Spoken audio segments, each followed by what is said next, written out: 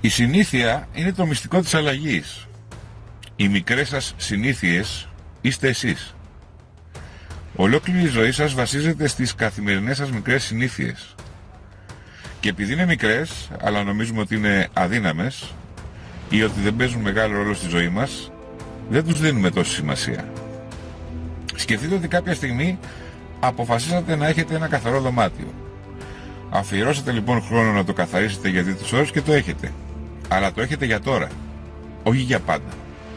Σε μια εβδομάδα θα είναι πάλι ακατάστατο, εκτός αν υιοθετήσετε συνήθειες καθαριότητας. Αποφασίζεις να χάσεις βάρος. Πιέζεις τον εαυτό σου λες, αλλά στην πραγματικότητα πιέζεις τη συνήθειά σου. Χάνεις βάρος τώρα και σε 6 μήνες είσαι πάλι τροφαντός, γιατί απλά δεν άλλαξες και δεν δημιούργησες μια συνήθεια να τρως καλύτερα. Παντού, πάντα, χθες και αύριο είναι η συνήθεια που σε κάνει το ένα ή το άλλο. Θέλεις να γίνεις γυμνασμένος κι εσύ. Ξεκινάς 6 μήνες να υδρώνεις, εμφανίζονται οι πρώτοι μυς. Μετά από 1 χρόνο η μπυροκυλιά είναι πάλι εκεί. Γιατί? Δεν έγινε η νέα σου συνήθεια. Δεν την άφησες να σε αλλάξει ώστε να γίνεις η ταυτότητά της. Η ταυτότητα της συνήθειας. Η ανάγκη να γυμνάζεσαι για πάντα. Δεν έχετε χρήματα.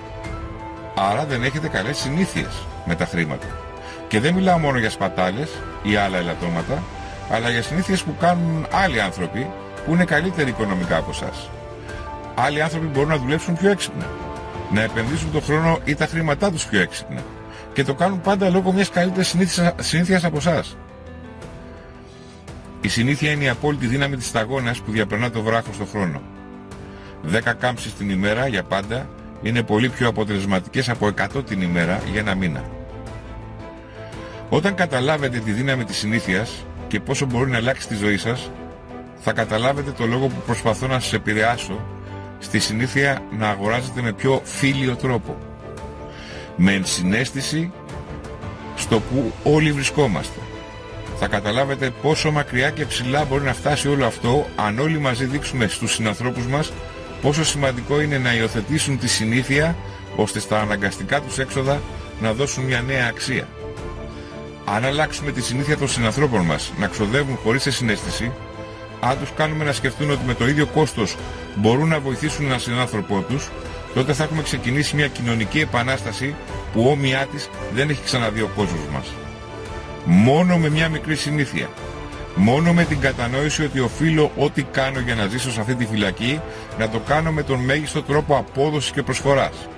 Γιατί μόνο έτσι μπορώ να αλλάξω τον εαυτό μου και τους άλλους.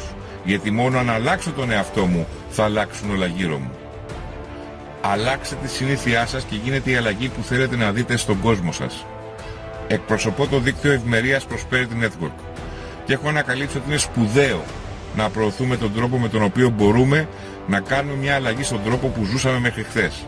Είναι σπουδαία δουλειά να σας μιλάω για το σούπερ μάρκετ των ανθρώπων.